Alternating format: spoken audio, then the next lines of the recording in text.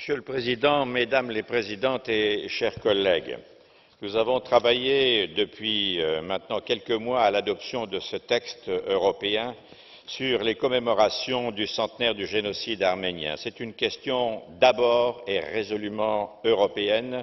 Elle concerne le passé et sa vérité, elle concerne l'avenir et ses promesses.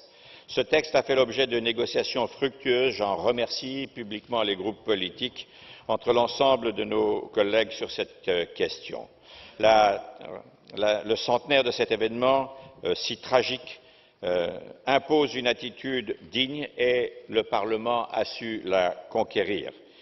À la boutonnière, Monsieur le Président, je porte un myosotif, Vergiss mein nicht, dit-on en allemand. Je veux remercier pour la mémoire et les paroles qu'ils ont prononcées, M. Brok et M. Fleckenstein notamment. Personnellement, je serais évidemment un peu plus pointu. J'aurais souhaité que l'esprit de ces textes soit plus commémoratif et plus centré sur les liens qui ne cessent de se nouer entre les sociétés civiles arméniennes et la société civile turque qui est réprimée lorsqu'elle veut que ce génocide soit reconnu.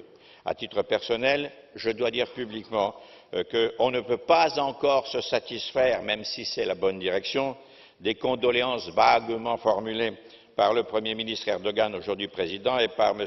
Davutoglu vis-à-vis des victimes, car les victimes sont mortes, tuées, assassinées, et les familles ont été jetées sur les routes un peu partout en Europe. Alors je dirais une chose assez simple, où est aujourd'hui le Willy Brandt turc, celui qui, en novembre 1970, est allé, l'Allemand, en Pologne, s'agenouiller, pas parler, devant le monument des victimes juives de Varsovie, montrant ainsi à la face du monde qu'il ne pouvait pas y avoir d'histoire et de futur sans la reconnaissance de la vérité. Encore un effort, Monsieur Erdogan, et vous serez peut-être un homme d'État.